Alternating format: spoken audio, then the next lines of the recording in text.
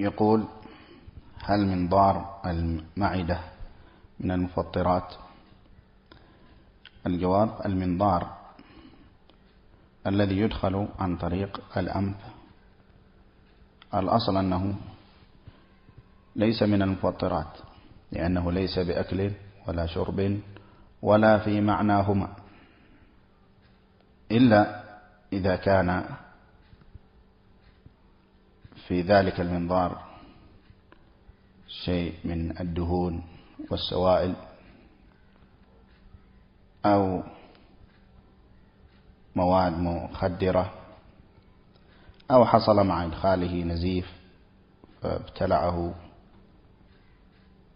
المريض، فهنا يفطر، وإلا فالأصل أنه ليس بمفطر، والله أعلم.